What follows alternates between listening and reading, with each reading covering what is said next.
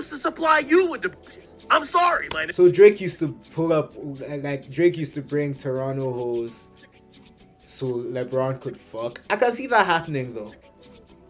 You know, I can see that happening.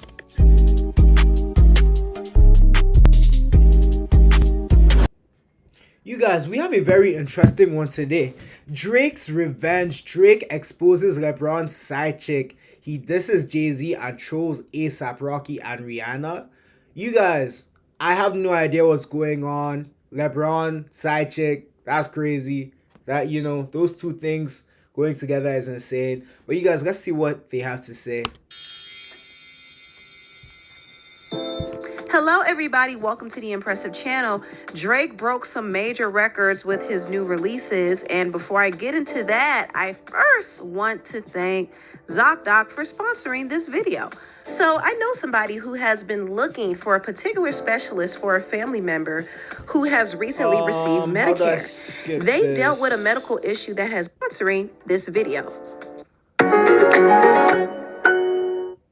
Now, I want to talk about Drake. Drake is breaking all kinds of records ever since he dropped 3 albums, Iceman, Habiti, and Maid of Honor at the same time. He now has the most #1 albums by any rapper. You guys, you know what's crazy? I haven't listened to any album. I can't lie, you know, like I'm not really a Drake fan, you know. Like Drake is great. Drake is, you know, one of the greatest musicians to ever do it, bro. But like, I'm just not really a Drake fan. Like, what can I say? He also is the first artist in history to debut 3 albums in the top 3 spots on Billboard. And him dropping all these albums actually makes him fulfill his contract with Universal Music Group. So this was a very clever play he did here. And he came out with a vengeance. I mean, he was swinging at everybody. He was, of course, swinging at his nemesis, Kendrick Lamar. He went at A$AP Rocky and said he was getting bodied by a singing ninja. He went at Rick Ross. Singing ninja. DJ Khaled, also DJ Mustard. He dissed him in Too Hard for the Radio, and he also dissed Jay-Z and Pusha T in that. Why is he dissing my GOAT, Jay-Z? Why is he dissing my GOAT, Jay-Z? Let's calm down. As well. And there's a DJ named DJ Head who claims that he censored those disses because the West Coast DJs don't want to play certain things aimed at certain people. And it's interesting because they had no problem playing Not Like Us, where Kendrick was literally calling Drake a PDF file. But now people like DJ Head has issues playing songs that are coming against people that he actually likes. I think Drake has too many haters. You know, Drake has too many haters because Drake is just low-key one of the GOATs. I can't lie. Like, I'm not going to talk like I listen to Drake. I don't really listen to Drake, but then Drake just has too many haters, bro. You know, he has too many haters. I have an edit. And it's because he's the best. He is. You know, he's the best. He's the best. I'll listen to him. Like, but then in terms of accolades, you know, bro, you can't go to the club and not hear a Drake song. You feel me? Like, he's just up there. Too Hard for the Radio that you can play without disses in it. For the DJs who feel conflicted, if you go to djhead.com, it's just a DJ Head edit that you can play free of charge. You can download it. So much hypocrisy. Also, Drake called out J. Cole. Now, his issue with J. Cole is the fact that J. Cole never called him back after that whole battle with him and Kendrick happened. And Drake and J. Cole were cool. They had the song First Person Shooter, which initially was supposed to be a song between Drake and Kendrick, but Kendrick turned it down. Person Shooter together. Oh, so before that beat ever made it to me, I think Drake wanted that to be a him and Dot song. Okay. Are we talking about First Person Shooter? Yep. Yes. Kendrick is supposed to be on that song. If y'all don't know, for a long time, every time Drake do an album, he would send Kendrick something to get on it. So this is going on behind the scenes. Like, I'm just letting y'all know. So anyway, but Kendrick has not liked Drake for a long time. So, according to sources, Drake wanted to do the collaboration with Kendrick, but Kendrick wasn't feeling it because, he and Drake had been throwing subs at each other over the years. So, he didn't want to play nice with Drake, even though Drake was trying to squash it. So, instead, Drake decided to collaborate with J. Cole. Now, when they dropped First Person Shooter, First Person Shooter is actually an amazing song, bro. I really, really like that song. That song makes me turn up. Cole kind of made the mistake of name dropping Kendrick. Even though he was giving him a nod, it still kind of felt like a slight because the whole time Cole and Drake were boasting about being the top two guys, and then there's Kendrick being number 3. And Kendrick felt away about it, which is why he dissed them in the Like That song with Future and Metro Boomin. And this is what started the whole 2024 battle between Drake and Kendrick. J. Cole went completely ghost on Drake during this time when Drake was getting attacked by all these different rappers, and he was also getting sabotaged by all these industry executives, including the head of Universal, Lucien Grange, because Lucien was mad that Drake was trying to do another bigger deal outside of Universal. So while all this was happening, J. Cole basically went ghost on Drake. Meanwhile, Lucien's grimy self was pumping up Kendrick to devalue Drake so Drake wouldn't leave Universal to sign a bigger deal with another company. Damn, people really be following like everything these guys be doing, bro. Like people really like follow along. Like me personally, like shout out to like I enjoy the music, but like I don't follow shit that goes behind the scenes. The fact that like these people like are so informative about everything that's going on behind the scenes is very, very like wow. Okay, Universal game. I remember when like I think it was not Like Us came out, and oh my gosh, everyone was so invested in the beef, and I was like, this is so weird. Like, how are you so invested in the beef? Like, can you not like don't you have your own life? You feel me? Like, why does everyone care about Drake and Kendrick's beef? So, like, that was just what was going through my mind, like I was talking to someone and he was going crazy and he's like, oh my gosh, do you hear the song? Do you hear it? And I'm like, chill. I'm like, yo, chill, bro. Like, relax. $400 million. For what? For as an advance on his royalties. Okay. Well, he recouped that within the year and a half, something like that, was already in renegotiations. Then Sony came along, said, we'll give you $500 million. And he had leverage. Universal was like, no. And then that's what this case is about. Okay, did you release Kendrick and sabotage me to get my numbers down so that I didn't have the leverage to get this money? And because I was going to go to Sony, you wanted to ruin it. And I mean, that's what we went through with Mariah, was they were trying to devalue her brand at the end of the Sony run. The J-Lo thing, the Ja Rule thing, all of that stuff was to devalue her brand before she jumped labels. Exactly. The head of Sony at the time, Tommy Mottola, who was also Mariah's ex-husband, was trying to ruin her career and use J-Lo to do it. He had J-Lo stealing her ideas, stealing her songs, which is why Mariah didn't like J-Lo for a long time. And basically, Lucien Grange was using the same tactic with Drake. He was using Kendrick to punish Drake for trying to leave and get a better deal. This is why I have a different perspective on the battle now, because at first I was all here for it, but I realized they did Drake really dirty, which is why he sued. Like, he had an issue with the label. And unfortunately, J. Cole kind of left him hanging.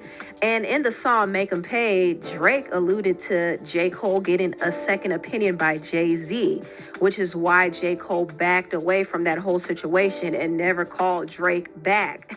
So once again, Jay-Z's hands is getting exposed for doing some sneaky stuff behind the scenes. And I already talked about it in my video, but I do believe that Jay-Z played a role in targeting Drake. And Drake knows it too, which is why he dissed Jay-Z. Damn, you guys, my ghost is doing people bad. Oh my gosh.